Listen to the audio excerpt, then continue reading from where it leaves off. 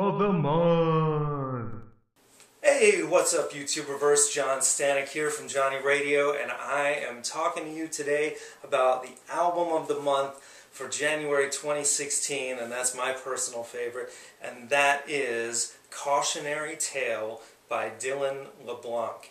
Now let me tell you, I had never heard of Dylan LeBlanc until about a week ago, and you need to hear about this guy. I mean, this is not his debut album, it's actually his third, but I think it's the first that's really catching people's attention, and there's good reason why.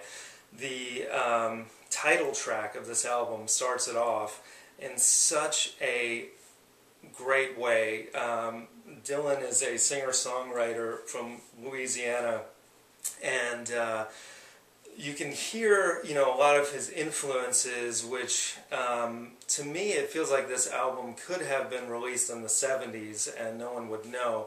Of course, the production is top-notch. He's got some great performers on this album.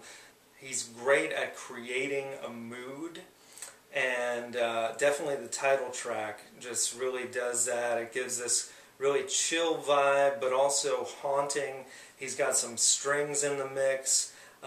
Some great, just very low-key percussion, and the acoustics just sound wonderful. And on top of all that, his voice, it's reminiscent of Ray LaMontagne a little bit. Of course, nobody sounds like Ray, but he has that kind of tone.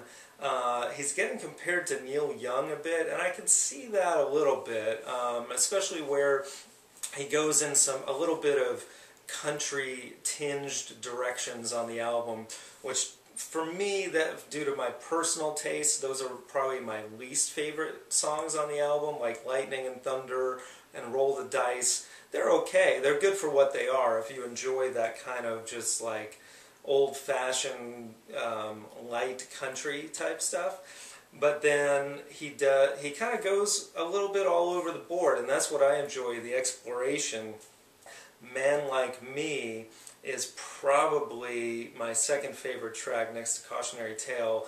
That one feels almost like kind of like a Nick Drake song. It's got this really kind of like upbeat acoustic strum to it, but then very dreamy and lyrically a little on the dark side, but it's just kind of lovely and envelops you, and I love the chord changes. He throws a lot of 7 chords in there that sound really nice, and I just love the changes on that one.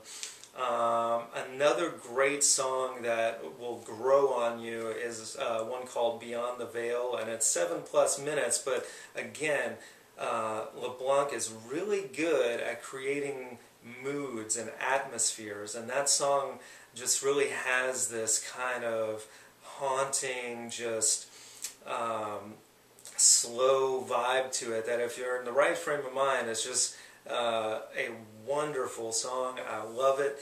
And there's a lot of songs that on repeated listens you go back and you hear things you didn't hear before, lyrically as well. I think he's a very promising singer-songwriter in general, and he's got some cool things to say, like on the closing song, Paradise. I really like, how he says that, paradise is in the here and now, and that's really kind of a powerful statement, and it can be overlooked easily with the style of the music. So it definitely, on repeated listens, it gets better and better. I'm really enjoying this album. I think there's been some good stuff that came out this month. Like David Bowie's Black Star, but to me, this is a better album. I think it's one that will stand the test of time. It has that timeless quality to it. The production, again, is just top-notch, and stellar music performances all throughout. Very tasteful guitar solos and uses of strings that just enhance the overall song. And yeah, I'm going to give this one a strong 7 out of 10, which for me, my grading system, I round up. So a 7 out of 10 for me, like on a letter grade, would be a B minus, which I think is very good.